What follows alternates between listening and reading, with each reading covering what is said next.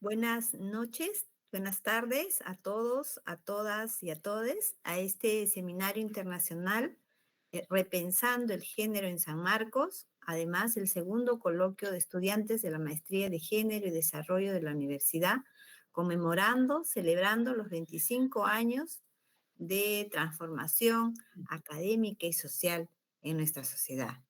Recordemos que nuestra maestría promueve el enfoque de género y justicia social, reafirmando su compromiso con los derechos humanos frente a los retrocesos fundamentales. Lamentablemente, pese a que han pasado 25 años, creo que las circunstancias sociopolíticas nos tienen en este momento que tener firmes para la defensa y no retrocesos de estos derechos. Como ustedes ya saben, esta jornada académica tiene ya varios días, ha empezado desde el día el miércoles 19, ha sido un formato virtual con sus mesas de trabajo. Hemos pasado desde esta historia de la maestría, hemos tenido a las docentes fundadoras, ¿no? Teníamos a Gina Vargas, a Mema Manarelli, a Ana Huesmes, y ahí sumar que yo soy parte de la primera promoción, que entonces era la maestría en políticas públicas con mención género, población y desarrollo. Entonces, como tal vez retrotrayéndonos y con esa añoranza, la conferencia de hoy, que es la conferencia magistral, el tema género, desarrollo y pobreza, va a estar a cargo de la doctora Ana María Tepechín, con los comentarios de la licenciada magíster Gabriela Andreasen. Bueno, vamos a señalar que la doctora Ana María Tepechín Valle es doctora en Ciencias Sociales con especialidad en Sociología por la Universidad Iberoamericana. Obtuvo la maestría de Desarrollo Urbano en el Colegio de México. Su formación académica también incluye la licenciatura en Sociología por la Universidad Iberoamericana, donde recibió una mención honorífica de excelencia académica.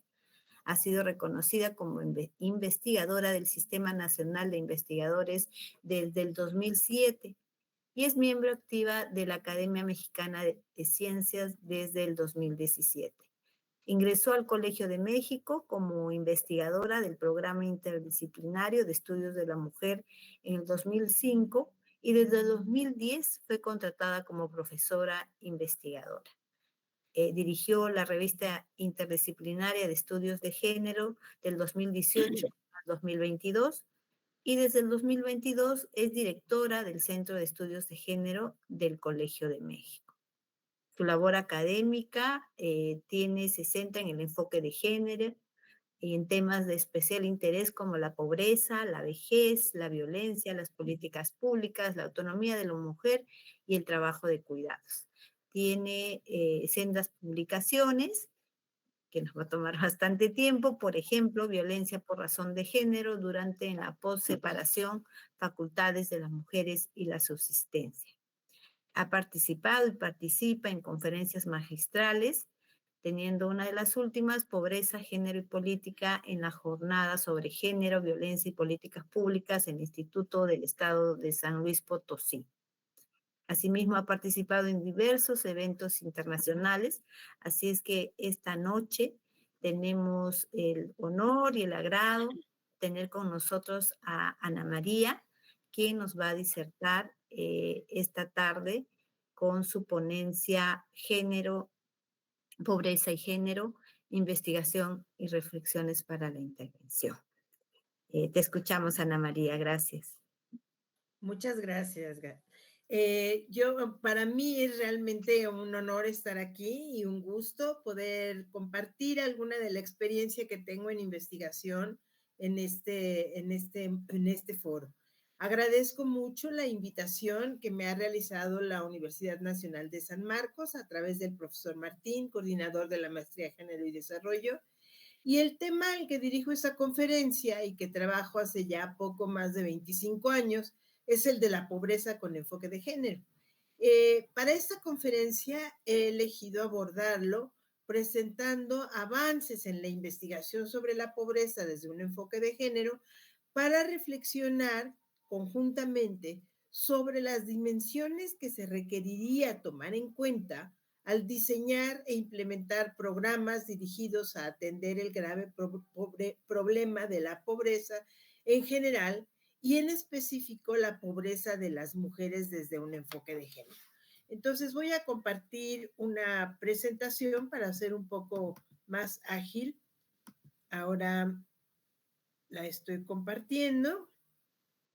No sé si la están viendo. Sí.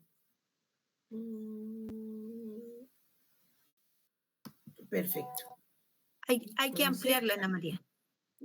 Ok, la amplío. Y pongo el modo de presentación. No me hace caso para presentar.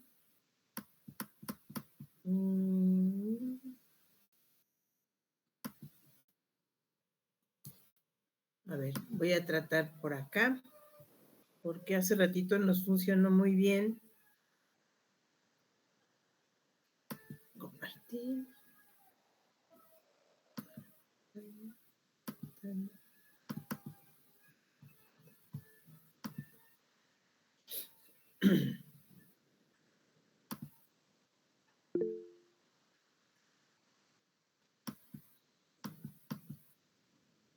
¿Ustedes lo ven en modo presentación? No. Ok, podemos avanzar así, aunque no sea presentación.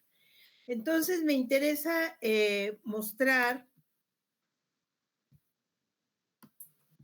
No, es que no me da la presentación. No sé por qué.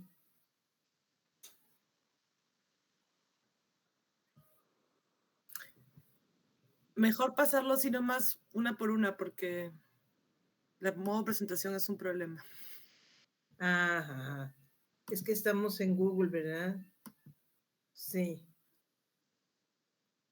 Bueno, entonces la voy a...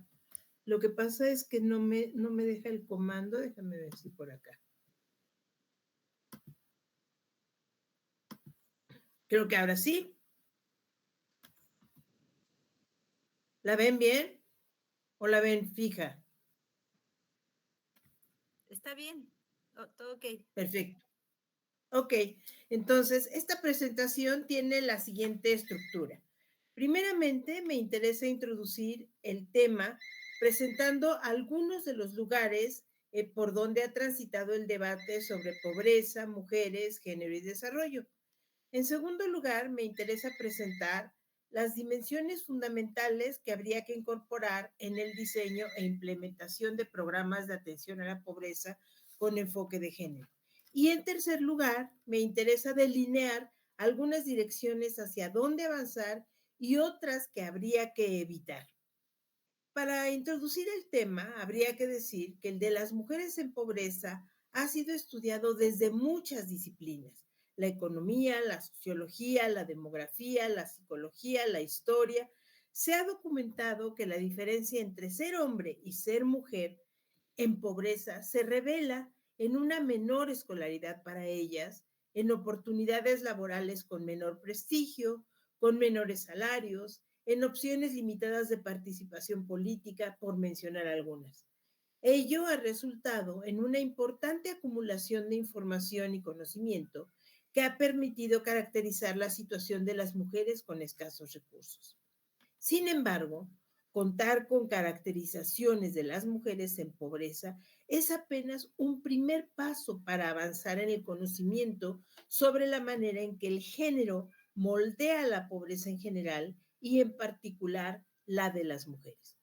El acopio de información sobre un problema puede servirle sin duda para identificarle y caracterizarle, pero con ello no necesariamente se avanza en su comprensión ni en la generación de alternativas de solución estructural. ¿Por dónde ha transitado el debate sobre mujeres, pobreza y género? Conviene mencionar que un importante telón de fondo que ha estado presente en la discusión sobre la pobreza desde un enfoque de género ha sido la difusión generalizada de una asociación casi automática entre mujer y pobreza. Son muchos los intereses y los actores que han contribuido a crear la imagen de que mujer y pobreza en países de tercer mundo como los nuestros son prácticamente sinónimos. Planeadores, agencias internacionales de financiamiento de desarrollo, gobiernos, organizaciones no gubernamentales y academia han contribuido a eso. Así, en los discursos de gobernantes, en programas de gobierno y aún en la literatura sobre mujer o género, es común encontrar expresiones tales como la pobreza tiene rostro de mujer, o las mujeres son las más pobres entre los pobres, o el término feminización de la pobreza.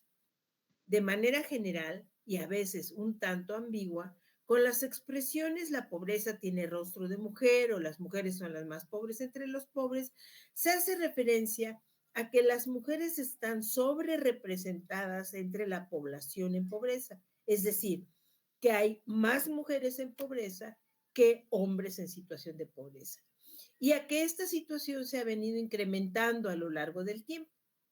A eso se ha llamado feminización de la pobreza. El diálogo con esta idea generalizada ha trazado algunas rutas de estudio de la pobreza de las mujeres en relación a las preguntas de si efectivamente son más pobres que los hombres, están representadas o sobre representadas en la población en pobreza. Esta situación se ha venido incrementando en el tiempo. Esta idea adquiere notoriedad en el marco de las agendas internacionales a partir desde las décadas 80 y 90, y su popularidad se sostiene con declaraciones como la que se realizó en la Cuarta Conferencia sobre las Mujeres, en la que se afirmó que el 70% de la población en pobreza eran mujeres, o como la sostenida en el libro de Mayra Bubinic, Mujeres en Pobreza, un problema global, en el cual se sostenía que de la población de los países en desarrollo, el 37% carece de bienestar básico y que un porcentaje de 79 eran mujeres. Es realmente importante saber la cantidad de mujeres que están en pobreza. Sin embargo, para acercarnos a la diferencia en que las mujeres viven la pobreza y cómo ésta adquiere una crudeza mayor para las mujeres, se requieren identificar las condiciones en las que la desigualdad de género se enlaza con la escasez propia de la pobreza, produciéndola y reproduciéndola en general y para las mujeres en particular. Desde una perspectiva de género, el estudio de la pobreza en general y de las mujeres en particular requiere enfocar la atención en la manera en que las relaciones sociales basadas en la diferencia sexual en tanto ámbito de producción y reproducción de la desigualdad de género imprimen características particulares a la pobreza de las mujeres. Es decir, es necesario ubicar a las mujeres como sujetos relacionales, como integrantes de una familia, como miembros de una localidad, pertenecientes a un grupo étnico, parte de una clase social que permite integralmente ver en un abordaje más integral la manera en que la desigualdad de género moldea la pobreza de las mujeres y la de los hombres también.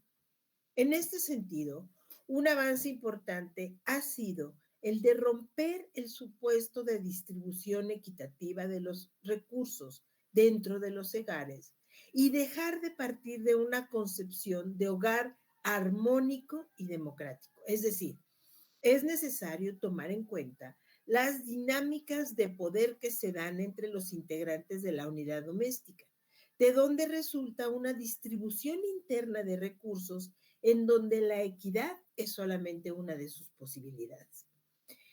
En los acercamientos hacia la pobreza, la medición de la pobreza especialmente, se ha venido dando un tratamiento de los hogares como entidades armónicas, democráticas, en la que todos los miembros que la componen están dispuestos a repartir equitativamente sus ingresos para satisfacer el conjunto de necesidades básicas alimentarias y no alimentarias. Esto lleva a olvidar, a pasar a un segundo plano, las dinámicas que se dan dentro del hogar y las distintas relaciones de poder que se establecen entre sus integrantes. Entender a las unidades domésticas que como organizaciones que funcionan con base en jerarquías de género, de edad y de parentesco, nos permite reconocer las contradicciones intrínsecas de la vida familiar y abandonar la idea de que éstas funcionan siempre de manera armónica, con consenso, como colectivos solidarios sin conflicto. En el interior de las unidades domésticas se dan relaciones de negociación que implican un constante rejuego de consenso y conflicto entre sus miembros, en el que el altruismo y la equidad son solamente posibilidades para la distribución de los recursos al interior de los hogares. Así también, los arreglos domésticos con frecuencia se construyen en conflicto y no siempre culminan en soluciones de consenso a favor del grupo. La apertura analítica de las unidades domésticas y la exploración sobre los arreglos implícitos y explícitos ha permitido mostrar que existen diversos niveles de bienestar dentro de las unidades domésticas, que emergen de las diversas posibilidades que tienen sus miembros según su posición, por generación, por género, por parentesco, para el uso y la transformación de los recursos. Para comprender la pobreza de las mujeres, ha sido fundamental señalar y documentar la existencia de una pobreza diferencial entre los miembros de una misma unidad, la cual se origina por la desigualdad en la distribución intradoméstica de los recursos en los hogares y ha permitido identificar un tipo de pobreza secundaria, especialmente entre mujeres y ancianos. Esto será muy importante para la medición de pobreza cuando ésta se hace por ingresos de la unidad como un colectivo.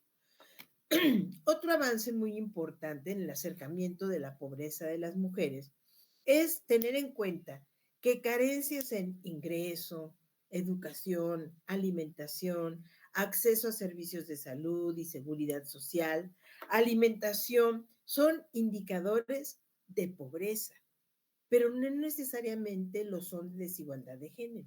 Es decir, cifras diferenciales entre hombres y mujeres respecto a analfabetismo o cifras diferenciales de la participación laboral en el trabajo remunerado, en donde las mujeres están en actividades con bajos ingresos, con menor prestigio social, con dobles y triples jornadas laborales, con baja participación de mujeres en puestos de decisión, sí dan cuenta de desigualdades de género, pero no necesariamente de pobreza.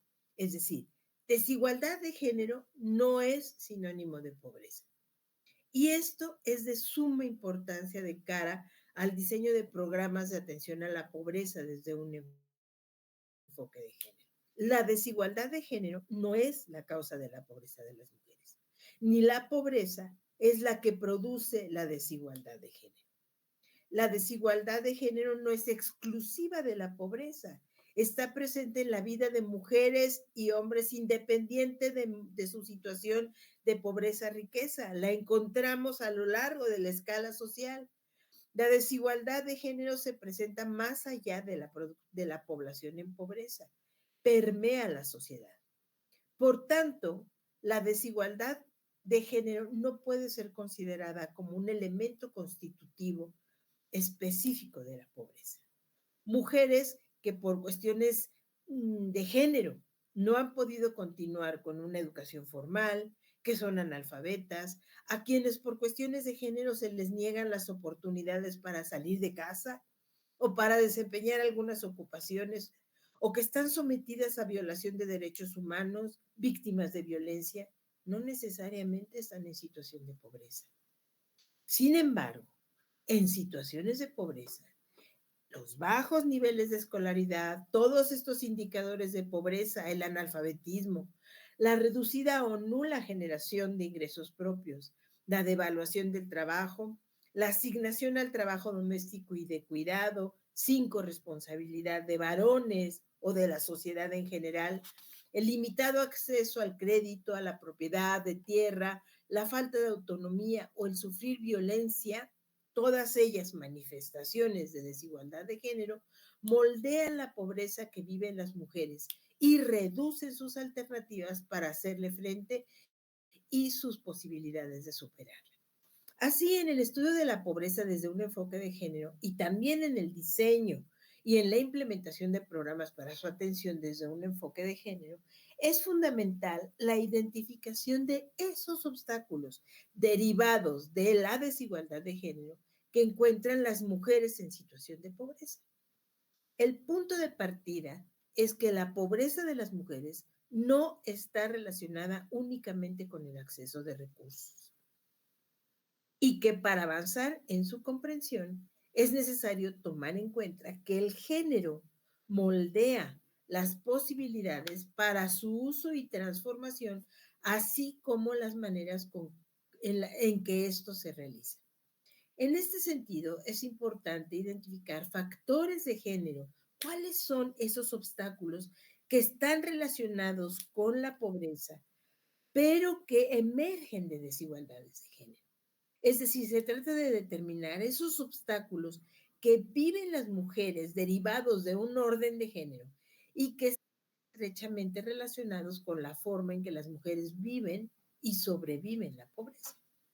Aquí entramos de lleno a la segunda parte de esta presentación, en la que me interesa mostrar los hallazgos de investigación sobre manifestaciones de desigualdad de género que se enlazan con las características propias de la pobreza, haciendo esta una realidad más cruda para las mujeres. Se trata de expresiones de desigualdad de género que viven las mujeres en pobreza y que han sido documentadas por la investigación empírica y por las evaluaciones de programas dirigidos al combate a la pobreza con un enfoque de género o supuestamente con un enfoque de género. Y ahora vamos a ver por qué le pongo este supuestamente. Fundamentalmente me aboco a mostrar que la pobreza es vivida de manera más intensa, más profunda y más crítica por las mujeres debido a la manera en que estas desigualdades de género se enlazan con la pobreza. Más crítica en referencia al mayor despliegue de energía y esfuerzo que realizan las mujeres para enfrentar la pobreza. Más crítica también en términos de la violación que con su acción se produce para el reconocimiento, goce y ejercicio de los derechos humanos de las mujeres en igualdad con los hombres.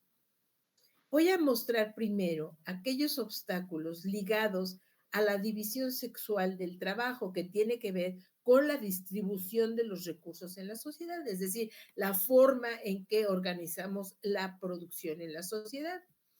En la investigación se reporta que la mayor parte de las mujeres combina las tareas relacionadas con el cuidado del hogar y su familia con múltiples actividades que les generan reducidos ingresos, además de responsables del trabajo reproductivo.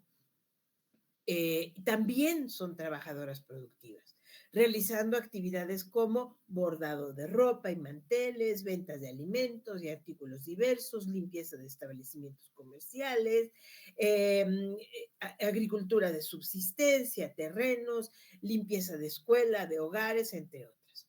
Así, el logro de objetivos como la generación de un ingreso fruto de actividades productivas, el incremento de los niveles de escolaridad de niños y jóvenes, la mejoría en el consumo alimentario y en el acceso a servicios de salud se ha sostenido con la participación de millones de mujeres sobrecargadas de trabajo. Es decir, nosotros vemos que en los programas dirigidos a las mujeres, ya sea de proyectos productivos o de transferencias condicionadas en las que son corresponsables titulares comúnmente las mujeres, se han encontrado indicadores positivos en cuanto al incremento de niveles de escolaridad y a la mejoría en el consumo alimentario, y también en el acceso y permanencia de los miembros de la familia a los servicios de salud. Sin embargo, se presenta como un enfoque de género cuando estos programas están sostenidos por la sobrecarga de trabajo de mujeres. Entonces, podemos hacer un cuestionamiento de qué tanto cambian los niveles de bienestar de las mujeres cuando estos programas están sostenidos por la energía, el esfuerzo o el sobretrabajo de las mujeres.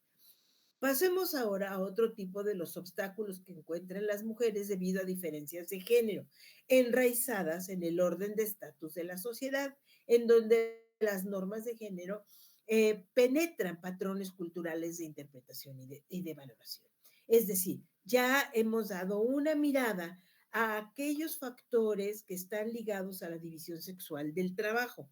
Ahora veamos otros, porque decíamos, no solamente se trata de recursos, sino también de patrones culturales de interpretación y de valoración. Es decir, la pobreza de las mujeres es una experiencia más crítica cuando hay aislamiento, cuando no hay autonomía sobre decisiones respecto a su cuerpo, sobre sus actividades y sobre el uso de sus recursos, tanto dentro de los hogares como en los ámbitos sociales y políticos de sus comunidades, cuando no hay garantía de la equidad en la distribución de los recursos de los que dispone el grupo doméstico o cuando se sufre violencia al interior del hogar, cuando no se tiene derecho a la propiedad de la tierra o al capital productivo.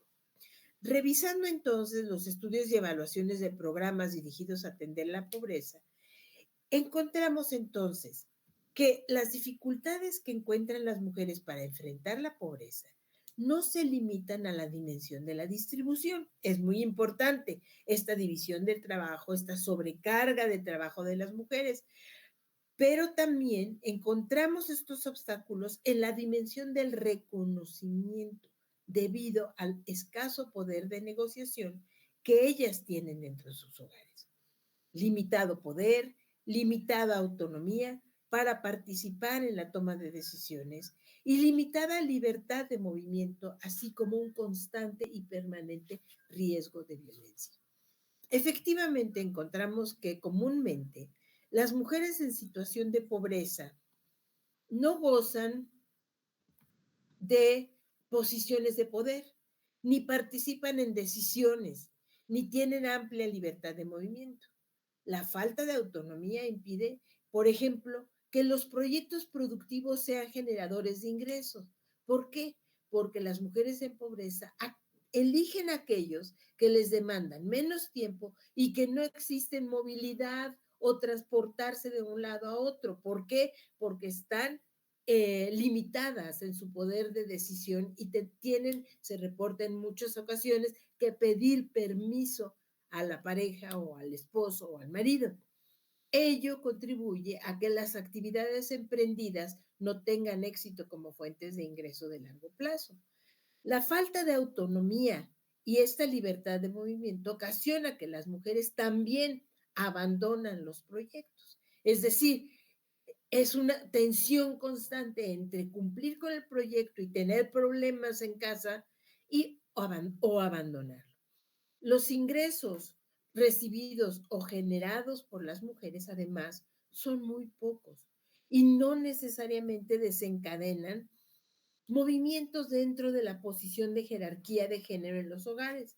Automáticamente no generan dinámicas más equitativas de reparto de recursos y ejercicio de autoridad, como muchas veces se supone. Es decir, dotar a las mujeres de una fuente de generación de ingresos le permitirá tener mayor capacidad de negociación. No siempre es así.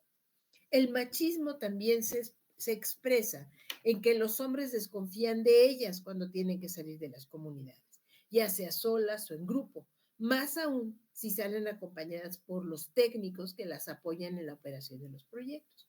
Es decir, esta falta de autonomía y de apoderamiento coloca a las mujeres en una posición muy diferente a la de los varones. Cuando a los varones les ofrecen un proyecto productivo, tienen condiciones muy diferentes que las mujeres para llevarlo a buen éxito.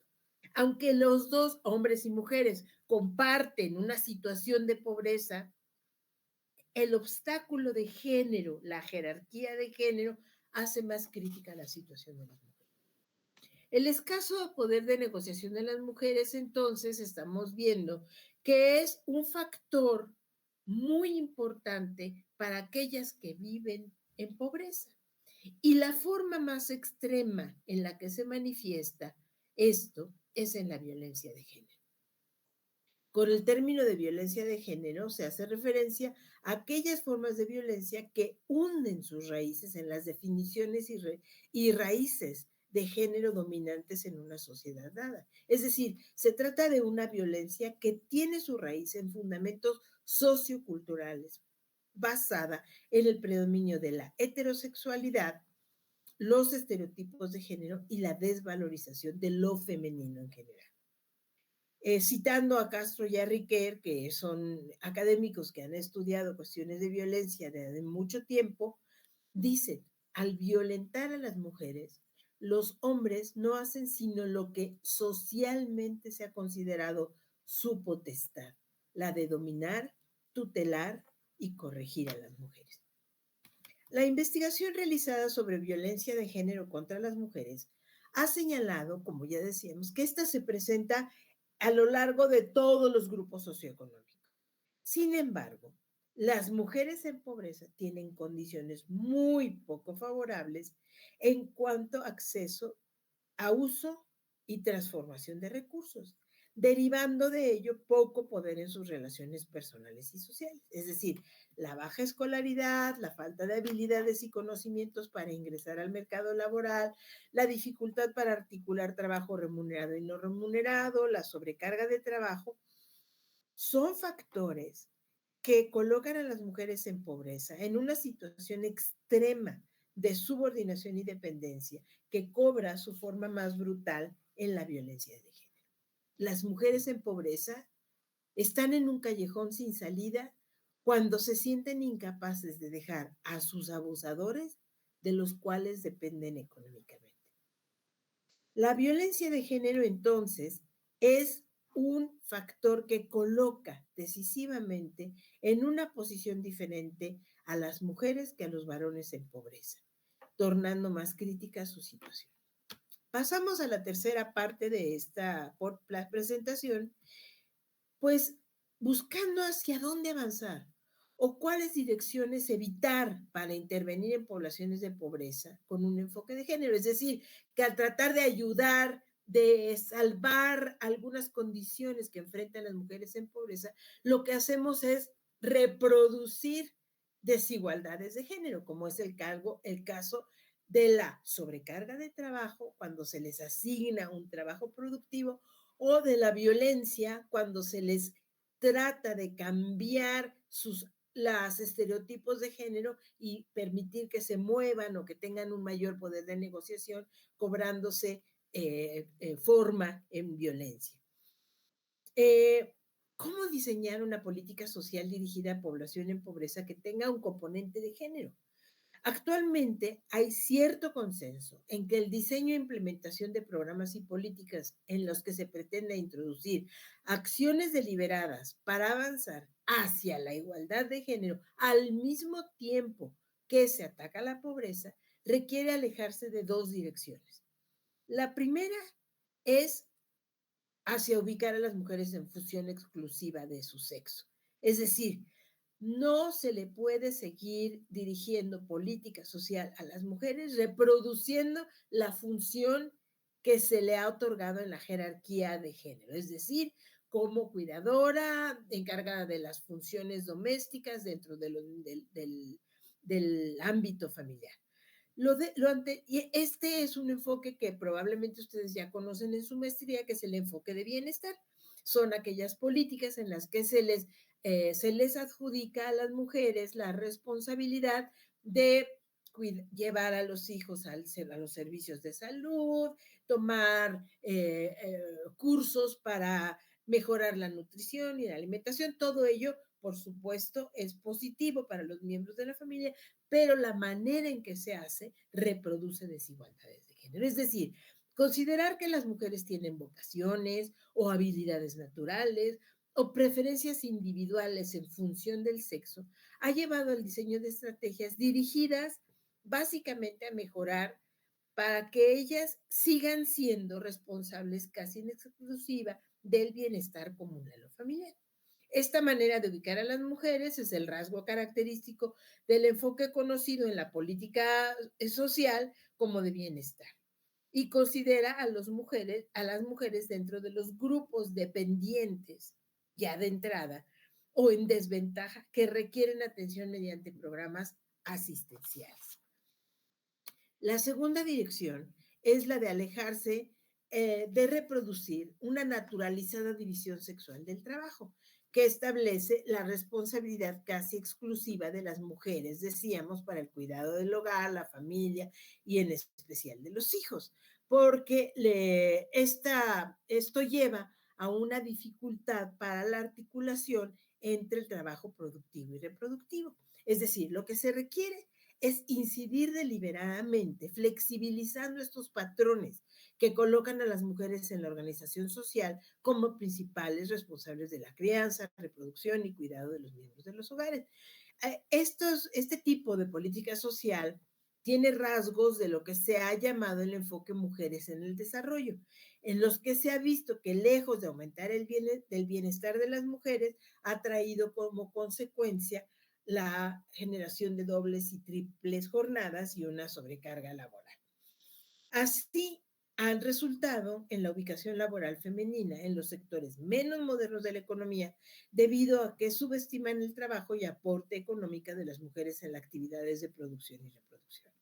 La desventajosa participación femenina en el mercado de trabajo ha sido explicada básicamente en estos enfoques como un resultado de una inequidad de oportunidades entre hombres y mujeres. Y ahí la investigación ha mostrado que no solamente se trata de dar una igualdad de oportunidades, sino también dar las condiciones para tener una igualdad sustantiva, es decir, resultados iguales que los que pueden salir de los proyectos productivos de los hombres. A pesar del avance que ha habido en el estudio del trabajo doméstico y de la participación de las mujeres en el mercado laboral, en este enfoque de mujeres en el desarrollo se promueve la integración de las mujeres al desarrollo sin considerar las relaciones existentes entre su posición en las estructuras económicas y las relaciones de género. Entonces, introducir una perspectiva de género exige considerar que las desigualdades al interior de los hogares también tienen derivaciones en el mercado de trabajo. Por todo lo anterior, en el marco de la introducción de una perspectiva de género, la flexibilización de esta división sexual del trabajo naturalizada ha sido considerada como una necesidad estratégica de género. Y es muy importante este término porque nos permite hacer una diferenciación entre las necesidades prácticas de género y las necesidades estratégicas de género. Este ha sido uno de los soportes conceptuales del enfoque conocido como el de género en el desarrollo. Y siguiendo la distinción realizada por Catherine Moser, ha servido extensamente como guía en la introducción de la perspectiva de género en política social, y es muy importante mencionarlo porque aunque a este enfoque de género y desarrollo ha habido todavía mayores desarrollos sobre hacia dónde avanzar, esta distinción entre necesidades prácticas y estratégicas ha seguido siendo un soporte conceptual muy importante. Las necesidades estratégicas de género derivan del análisis de la subordinación de las mujeres a una estructura patriarcal y se enfocan hacia la construcción de una organización más equitativa en términos tanto de la estructura y de la naturaleza de las relaciones entre los sexos. Es decir, aquí nos estamos permeando la política social con las cuestiones de poder, de control y de explotación, de uso y transformación de los recursos. Las necesidades prácticas de género son, en cambio, aquellas que están derivadas, formuladas a partir de las condiciones concretas de las mujeres en función de su posición en la sociedad y de sus requerimientos de sobrevivencia.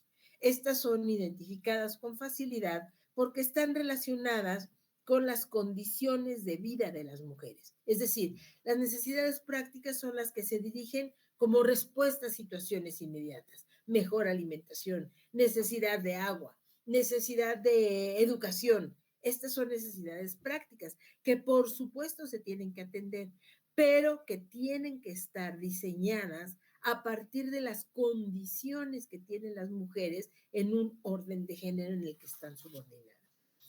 Así, una flexibilización de esta división sexual naturalizada es una necesidad estratégica de género, porque si nosotros lo tomamos en cuenta en la política social, dará mejores condiciones para que las mujeres puedan articular roles productivos y roles reproductivos, y lo anterior no solamente para ubicarse de una manera más conveniente en el mercado de trabajo y evitar estas dobles y triples jornadas, sino también para aligerar la sanción social que conlleva el no realizar el trabajo doméstico como exclusivo y como correspondiente a las mujeres.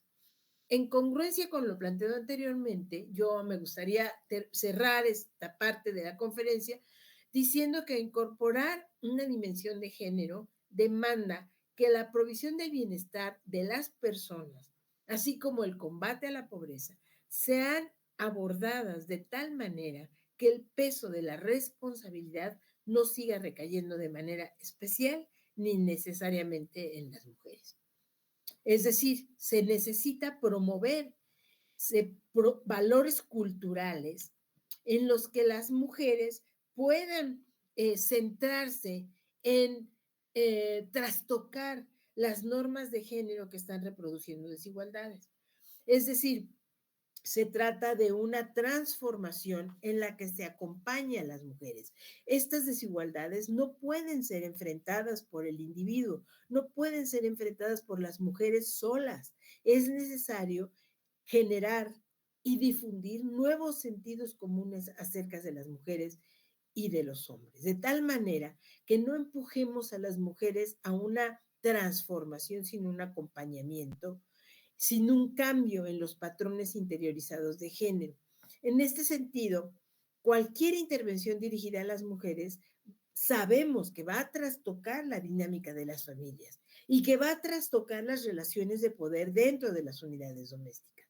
De ahí que toda acción social dirigida al combate a la pobreza debe introducir en las comunidades acciones de acompañamiento y legitimación de las actividades desplegadas por las mujeres, promoviendo el reconocimiento de la actividad económica y la flexibilización de estas tareas.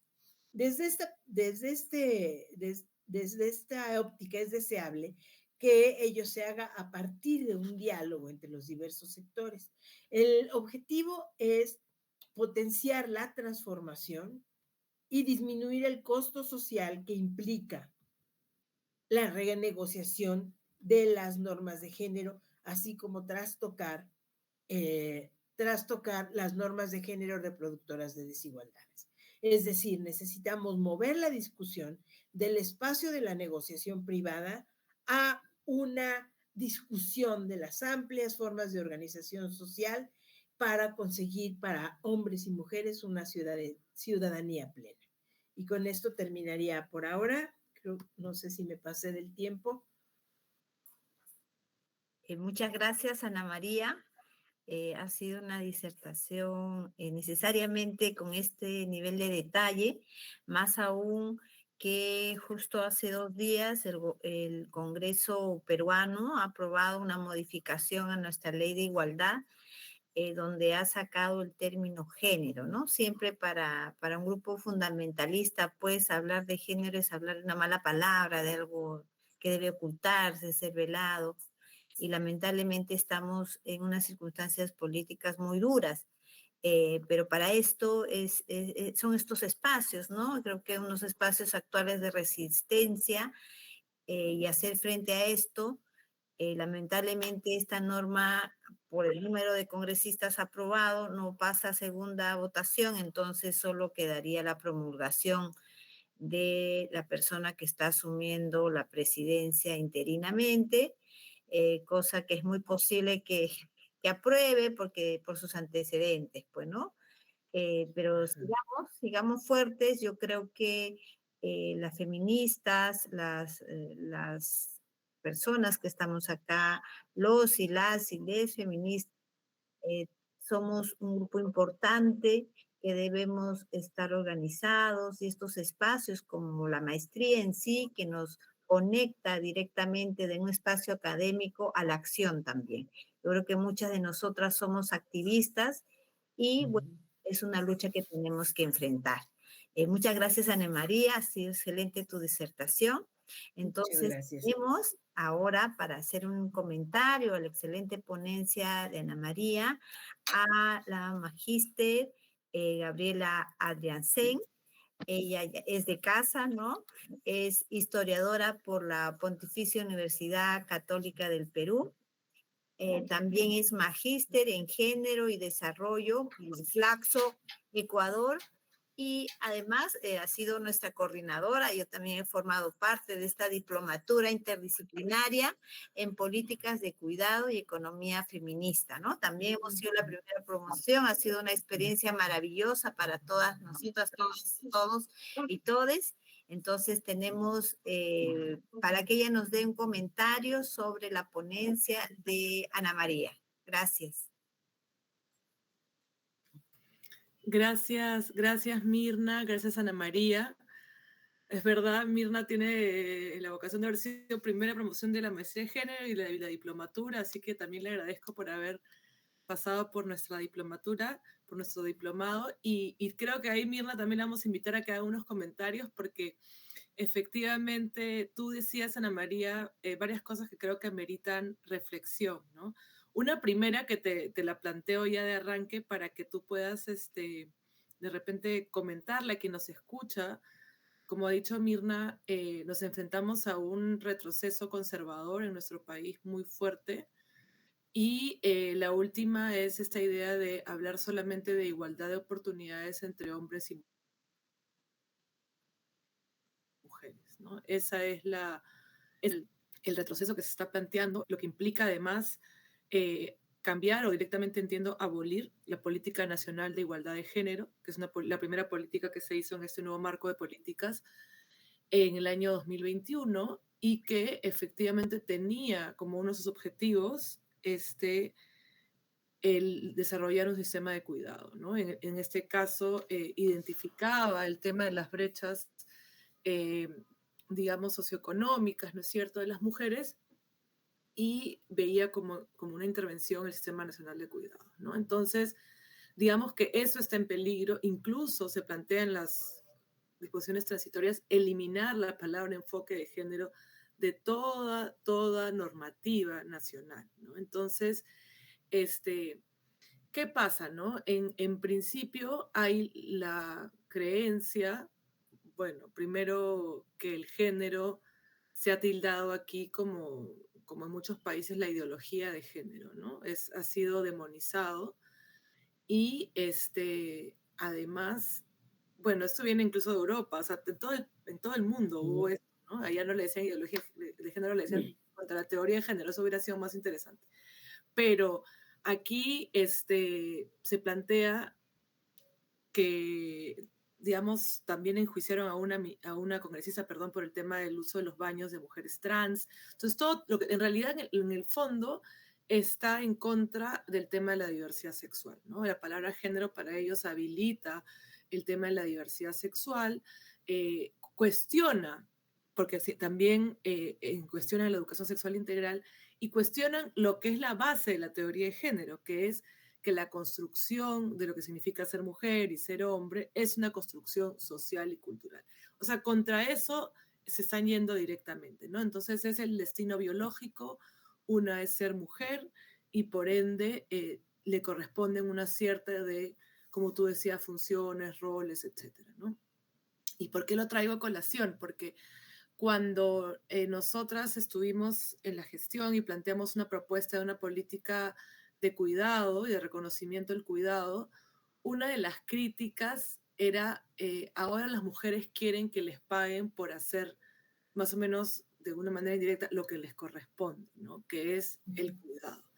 Entonces, si nosotros creemos que el destino de la mujer está marcado por su biología y que la maternidad implica que ella está destinada a cuidar a los hijos y que esa es su responsabilidad natural y que por ende nadie tiene que ni pagarles ni reconocerles, tenemos un problema, una disputa estructural, ¿no es cierto? Porque entonces ya no solamente va por el tema, obviamente, de los cuidados, pero yo lo centro ahí porque es el tema que a nosotras nos interesa, ¿no es cierto? El tema que nosotras vemos desde esta propuesta de la economía feminista, ¿no? Que, como tú bien decías, el concepto clave para nosotros es el de la división sexual del trabajo, ¿no? Y es un concepto bastante importante que justamente nos plantea, ¿no es cierto?, que existe una serie de mandatos, roles, estereotipos que marcan cuáles son eh, las responsabilidades, ¿no es cierto?, las tareas, incluso las actividades económicas, los oficios, etcétera, que corresponden a hombres y a mujeres, ¿no?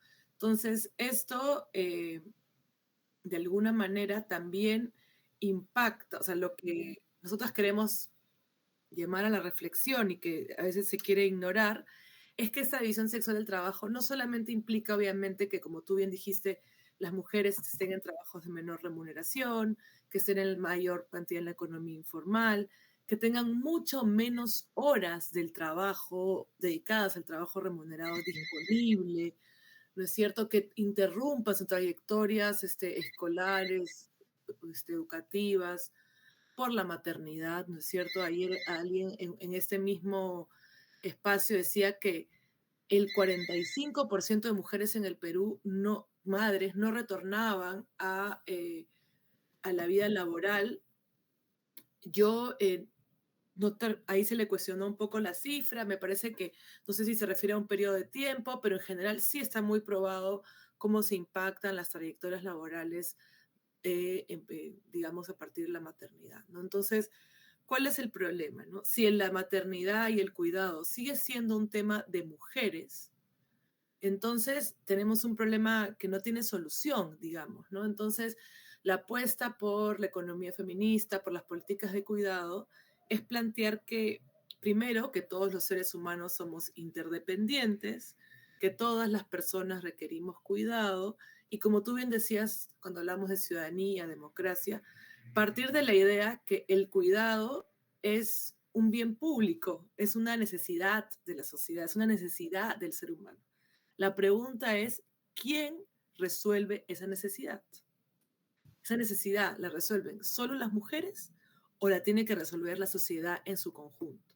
Lo que puede entenderse como esto que se llama el diamante del cuidado, entre las comunidades, el Estado, privados, hogares, ¿no? Entonces, si nosotros aceptamos que los cuidados son una necesidad de la sociedad, y que requieren entonces el compromiso de todos y todas para que realmente la sociedad funcione y se genere el bienestar, entonces no podemos cargar en los hombros de un solo grupo este tema, ¿no es cierto?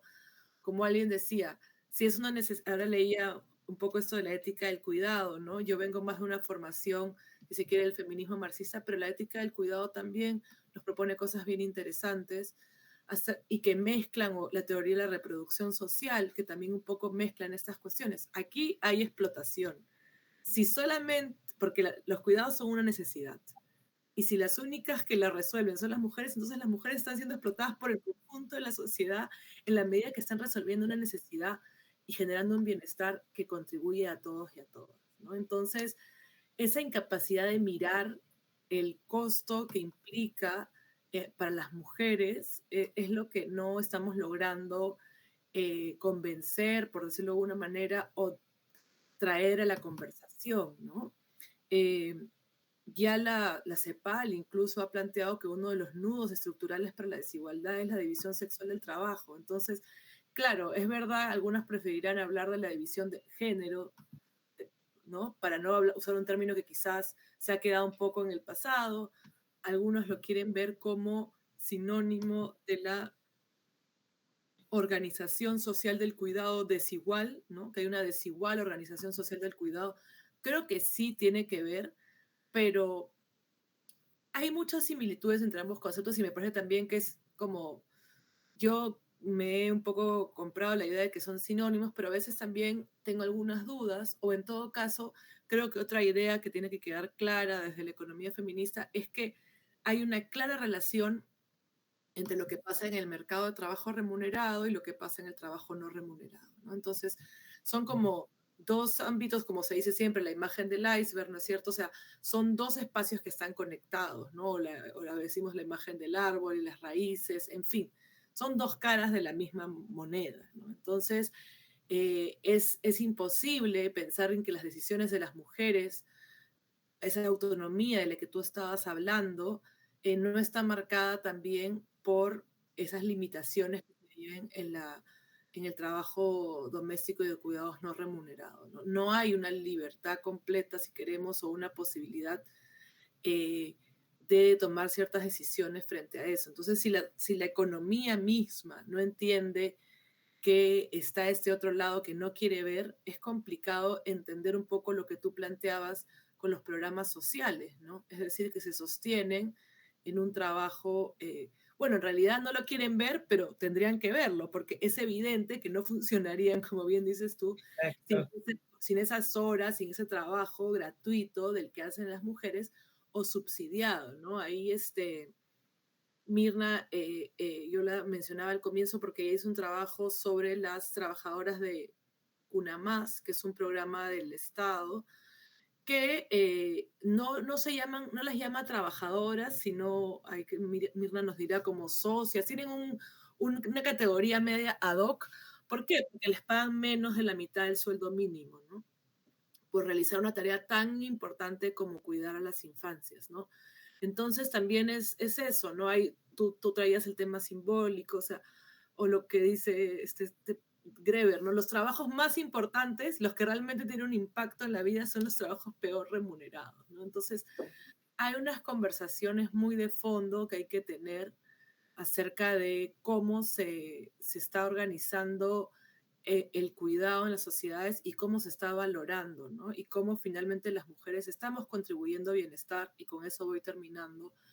Hablábamos en el país sobre la idea de los sistemas de cuidado, pero también existen en nuestro país una gran cantidad de organizaciones de mujeres de lo que podríamos llamar el cuidado comunitario, que son las mujeres organizadas en Ujú.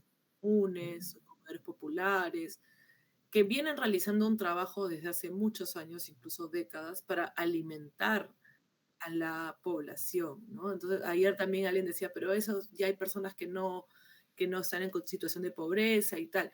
Ahí hay todo un debate acerca de cómo podrían mejorarse estos programas, pero lo cierto es que hay una cantidad de personas que requieren apoyo alimentario, sobre todo porque en el Perú ha crecido muchísimo, ¿no es cierto? Los problemas de hambre, pero también incluso porque es una manera colectiva de resolver un problema que quita tiempo también, ¿no? Y que hacerlo de manera organizada puede ser mucho más eficaz, ¿no? Entonces, la pregunta aquí es, ¿dónde quedan esos espacios de solidaridad, podemos decir, de cuidado comunitario, cuando pensamos en que efectivamente, para mí es una tensión, ¿no? No hay que sobrecargar, ni hay que poner todo el esfuerzo y en el trabajo gratuito de las mujeres, estoy de acuerdo, pero tampoco estoy de acuerdo en eliminar esos espacios de organización que también se vuelven espacios de empoderamiento, que se vuelven espacios de encuentro para romper ese aislamiento del que tú mencionabas, ¿no es cierto? En el que las mujeres también se sienten, ¿no es cierto?, que contribuyen a una sociedad, a una comunidad en concreto, obviamente desde un rol, si queremos, tradicional, pero un rol que no es menor, que es el de alimentar, ¿no? Entonces, nada, para mí son un poco esas tensiones, ¿no? Entre la mercantilización del cuidado, que sería pagar y volver todo servicio público más peligroso aún privado, lo cual también nos corta las posibilidades de estos espacios comunitarios y solidarios, ¿no? Entonces, hemos visto algunos casos de una olla, por ejemplo, donde había un hombre que participaba, ¿no? Eran 20 mujeres, había un hombre. Por ahí hay un hombre. Había un señor, por ejemplo, que le llevaba los alimentos a los abuelitos que vivían en las zonas altas y con eso se ganaba su almuerzo, digamos, ¿no? Es decir, ayudaba en la entrega y en etcétera. Entonces, hay también formas solidarias que sí se sostienen en el trabajo de las mujeres, pero también tienen alguna potencialidad y nos generan algún tipo de, por lo menos a mí, duda de cómo seguir con eso, ¿no? Entonces, yo creo que, no sé cuánto tiempo voy, pero nada, le agradezco la ponencia, espérense, ¿dónde está esto? A Ana María, y le recuerdo ahí que nos recuerde a todos por qué es importante ir más allá de la igualdad de oportunidades, porque es algo que ahorita en nuestro país está en el candelero lastimosamente, ¿no? Gracias, buenas noches a todos y a todas. Y felicitaciones por los 25 años a la maestría de género. Sí. Mirna, Gracias, Gaby. ¿Tú vas a Gracias. comentarnos algo, Mirna? Sí. Sí, yo quería agradecer la participación de Gaby, efectivamente, y tratar también un diálogo contigo, Ana María, pues que esta modificación legislativa es muy grave, ¿no? Porque no solamente hay esta negación a todo lo que sea género, violencia de género, justicia de género, perspectiva de género, o sea, es, es algo que no se puede tocar. Y es más, no solamente eso, revierte todo eso y señala explícitamente que todas las políticas públicas, los lineamientos, programas y documentos oficiales deberán adaptar su contenido para referirse únicamente a igualdad de oportunidades entre hombres y mujeres. Entonces, saca de todas las políticas públicas y los documentos gubernamentales lo que es la perspectiva y la igualdad de género, ¿no? Esto nos va a traer consecuencias gravísimas porque ya habíamos retrocedido con la pandemia. Se decía, pues, según CEPAL, que habíamos retrocedido 10 años con la pandemia, pero aquí con esta norma estamos retrocediendo 30 años, ¿no? O sea, la verdad que es increíble lo que nos está pasando, pero también estos espacios sirven a cómo hacer frente. Yo te plantearía esa pregunta. Bueno, de hecho, aquí hay que activar, ¿no? O sea, hay que nosotras estar al frente para evitar de alguna manera, porque no se ha promulgado todavía la norma, pero es muy probable que se haga. Y en ese sentido hay que activar y hay que ver cómo hacemos frente, pero también desde la academia, ya desde de qué manera podemos nosotros, bueno, aunque no esté ahí como documento, pero seguir impulsando estas políticas públicas con perspectiva de género, con justicia de género. Sí, pues muchas gracias, Gabriela y Mirna. Pues, sí, me parece terrible lo que me comentan de la modificación legislativa. Sí, es muy grave. No es, como decía Gabriela, efectivamente no es de Perú. Está dándose en todo el mundo una embestida antigénero terrible. Y también yo acabo de estar en Chile y están en la misma situación.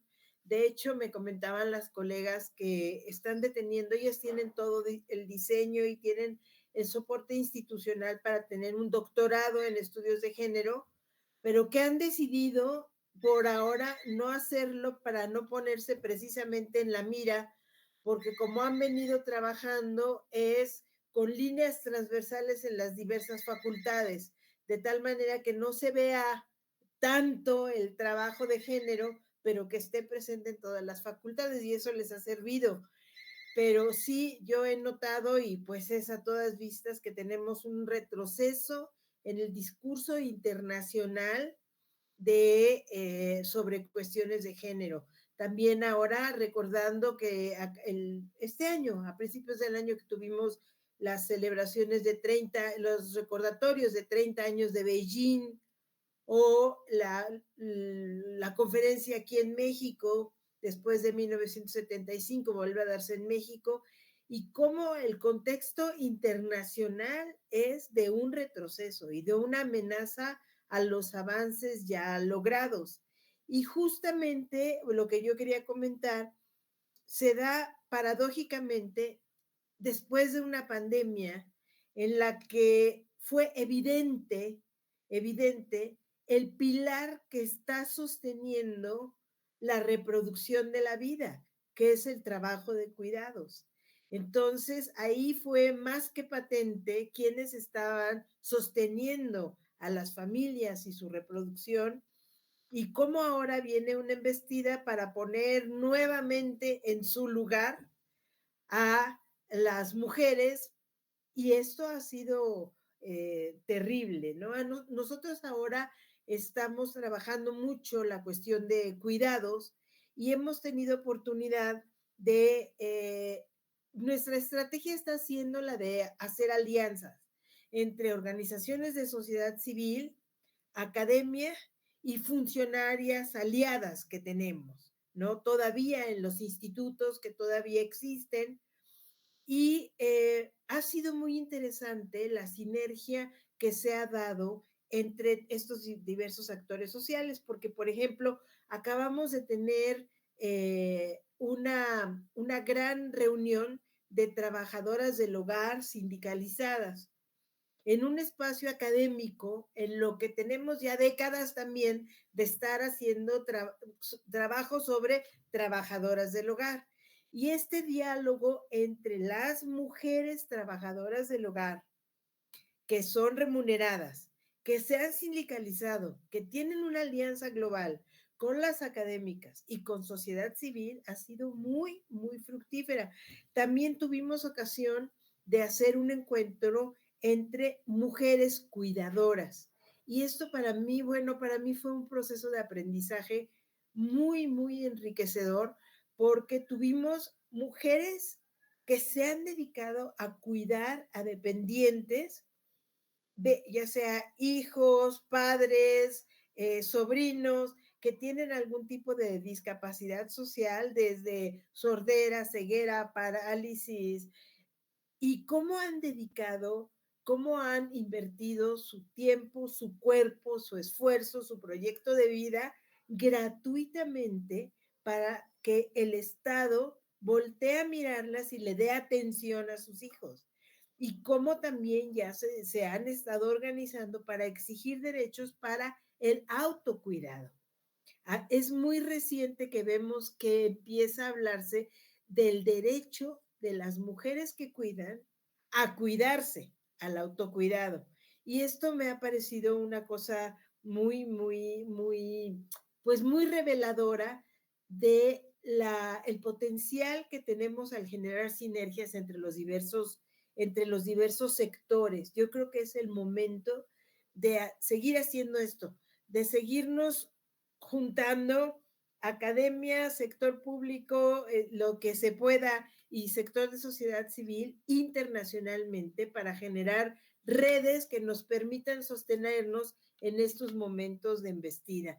También estamos trabajando con comedores comunitarios, que mencionaba Gabriela, que cómo ha venido adquiriendo cada vez más visibilidad la importancia de la alimentación en las calles, quien alimenta, quien prepara el alimento. Y estamos trabajando también, además de con comedores comunitarios, con mercaditas feministas. Entonces son grupos de mujeres que se dedican a sembrar, cosechar, pero reunirse en redes para poder ofrecer los productos. Y también estamos trabajando, y eso, o sea, para mí este año ha sido como de muchas revelaciones, porque han surgido posibilidades de contactarnos con mujeres que están trabajando en ocupaciones tradicionalmente masculinizadas.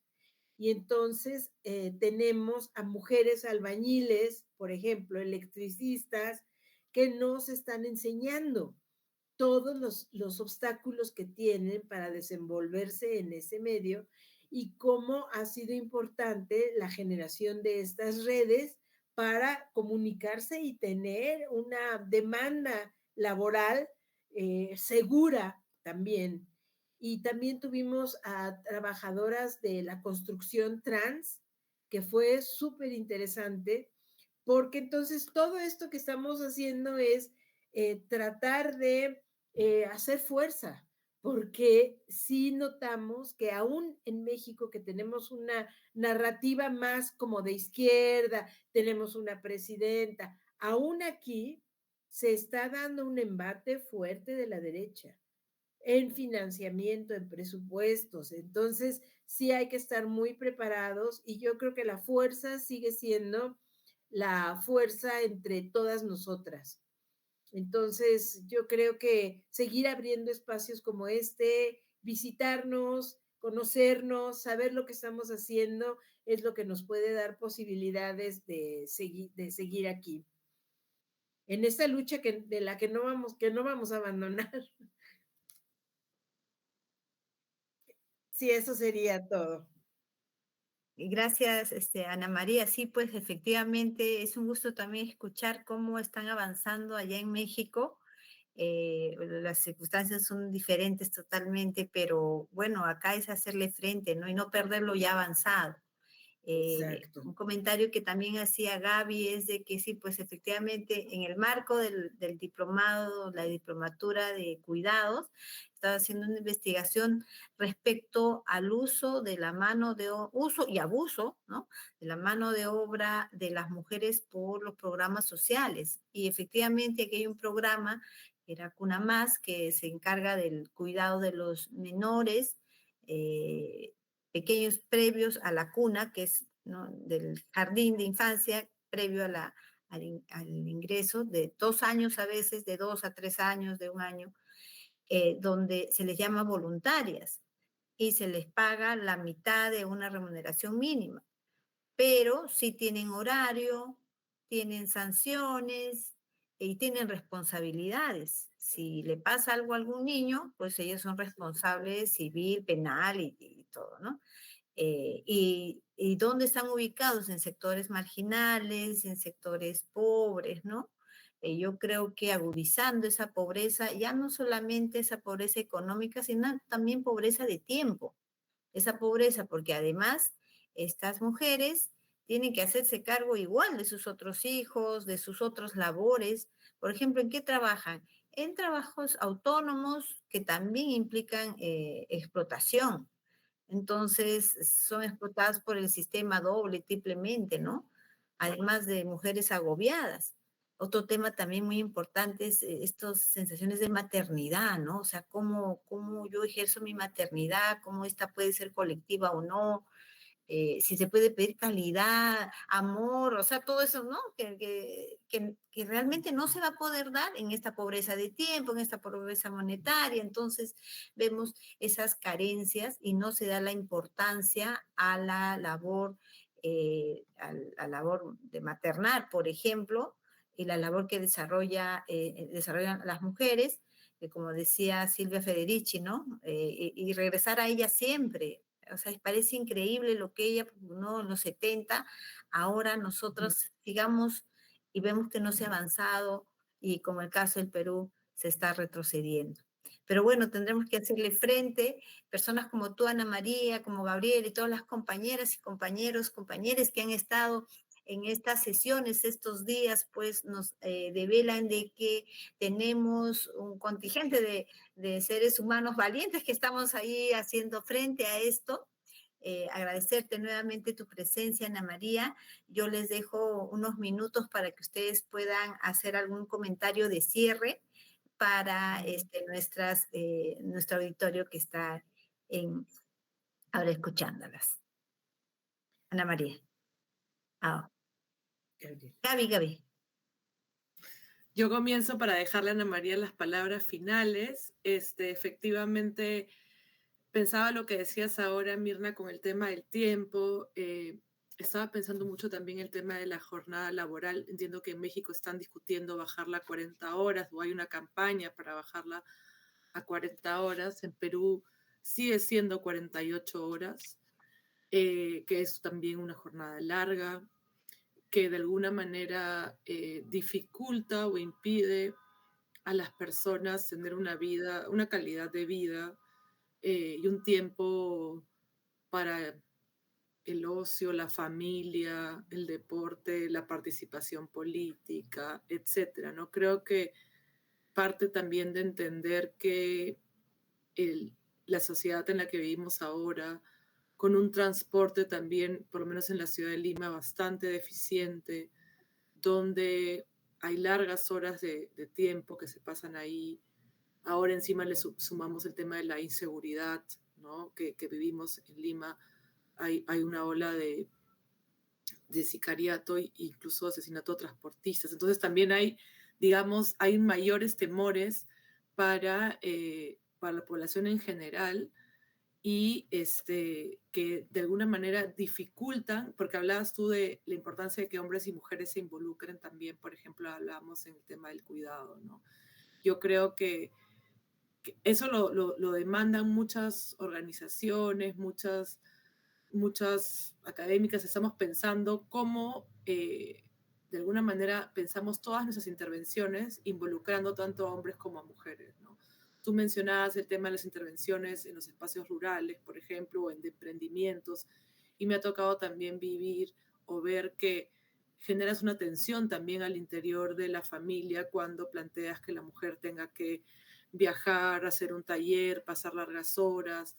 Entonces, creo que es importante, también estoy replanteándome mucho esta idea, estoy totalmente a favor de la autonomía de las mujeres, pero también entender que hay de alguna manera una negociación y unas relaciones que estamos mellando o que no estamos comprendiendo, y eso pasa muchas veces por no involucrar también a los hombres en estos proyectos, ¿no? Y que ellos haya un compromiso y una comprensión de lo que supone esa participación de las mujeres, ¿no? Porque finalmente la pobreza, como tú bien decías, a veces las mujeres son más pobres, pero los porcentajes son 2-3%. O sea, estamos frente a una situación donde ambos están en situación de pobreza, ¿no? Entonces, la brecha, si bien en términos de ingresos propios sí es más evidente, en temas de informalidad u otros casos, la brecha, si bien siempre es superior para mujeres, son algunos cuantos números, ¿no? Entonces también comprender que hay una pobreza general en nuestras sociedades, que efectivamente la pobreza de hombres y mujeres, como tú decías, es distinta, tiene diferentes impactos, pero ¿cómo hacemos para pensarla más en su relación, ¿no? Pensar más la relación, involucrar a ambos actores, involucrar a los hogares de otra forma, porque efectivamente hay relaciones jerárquicas en los hogares, como tú lo decías, y a las feministas a veces nos han acusado de fomentar el conflicto, pero nada más en realidad lo visibilizamos, ¿no? Entonces, eso yo contribuiría ahora, ¿no? ¿Cómo pensamos una sociedad empobrecida? Porque estamos en una sociedad empobrecida. Estamos en una sociedad cada vez más desigual, con una acumulación de riqueza, con, con gobiernos que promueven la austeridad, ¿no es cierto? Que recortan gastos, que no quieren, por el caso del Perú, su estabilidad macroeconómica es intocada y eso supone muchas veces un gasto social bastante limitado. Entonces tenemos como varios frentes que hacer y cómo las mujeres, eso sí, estamos ahí como variable de ajuste a veces, ¿no? Entonces, eh, no queremos seguir estando ahí, queremos visibilizar esa diferencia, pero también entender esas relaciones de las que tú hablas, esos conflictos y pensar la pobreza en general y la desigualdad en general también a la par que vemos sus diferencias de género. Así que nada, yo nuevamente felicito la maestría por sus 25 años. Es clave que una universidad pública como San Marcos tenga una maestría de género. Nosotras hemos querido sumar un granito con la diplomatura de políticas de cuidado y en general que San Marcos sea un espacio para discutir estos temas sin censura, sin dificultades y abiertamente y de manera crítica, que es lo que necesitan los tiempos actuales. Así que felicitaciones a Martín y a todas las alumnas y alumnos de la maestría. Gracias. Gracias, Sí, pues, Gaby. Anita, retomando un poco lo que decía Gabriela y lo que decía Mirna también, la importancia de independientemente de si ponemos la etiqueta de género o no género, yo creo que una cosa fundamental cuando hacemos una intervención, ya sea académica o sea de política social, es tener en cuenta el contexto social en el que están mujeres y hombres, porque efectivamente muchas veces estas intervenciones, aún de investigaciones en las que tratamos de trastocar esas normas de género, resultan en violencia para las mujeres. Y eso no puede seguir siendo calificado como efectos secundarios que ponen en los programas de transferencia condicionada. Efecto secundario, violencia de las mujeres. No, no es un efecto secundario, es algo que ya debías haber previsto desde que entraste a la comunidad, desde que fuiste a hacer tu investigación y a preguntarle a la mujer qué decisiones toma o qué decisiones no toma. Todo eso trastoca las normas de las comunidades. Entonces, eso es tener una mirada de género, con considerarlas como sujetos relacionales, miembros de unidades domésticas, en las que el equilibrio en las relaciones es muy delicado. Cualquier cosa puede trastocar la dinámica que tiene la familia y muy probablemente quien salga perjudicada sean los niños y sean las mujeres, porque tienen una posición subordinada. Entonces hay que hacer una renegociación de las normas de género, pero todo esto requiere pues paciencia, trabajo en las comunidades y creo que aquí sienta muy bien felicitar por sus 25 años al Magister y qué bueno que tienen la diplomatura. Recordarles que acá en México tenemos la maestría en estudios de género, el doctorado en estudios de género, que aceptamos estudiantes en estancias, profesoras, y será magnífico que seguir colaborando con ustedes. Muchísimas gracias por la invitación. Muchísimas gracias a ti, Ana María. Muchísimas gracias por estar aquí con nosotros, celebrando, esto sí, celebrando nuestros 25 años ya, como decía Gaby, de una universidad pública como San Marcos, Decana de América, que nos abrió este espacio que costó mucho al inicio, pero creo que ahora también va a costar y vamos a resistir, como decíamos. Agradecerte infinitamente, Ana María, agradecerte a Gaby, agradecer a Martín Jaime, que está haciendo una labor extenuante, está dando el 200%. Gracias por la invitación. Para mí ha sido un gusto estar con ustedes. También departir algunos, bueno, este sinsabor, esperemos pase, bueno, tiene que pasar, estar ahí preparadas nomás para lo que se viene y recordarle a nuestras oyentes que esto hasta el día de hoy, las sesiones eran sesiones de manera virtuales, ¿no? Como el día de hoy, pero el día de mañana, que es el último día, el sábado, que es el cierre, va a haber sesiones presenciales.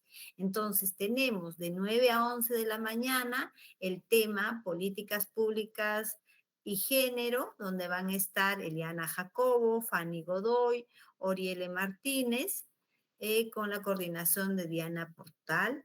Y la segunda mesa magistral de 11:30 de la mañana a la 1 de la tarde con la conferencia El enfoque de género en las políticas públicas peruanas a cargo de la doctora Janet Yaja.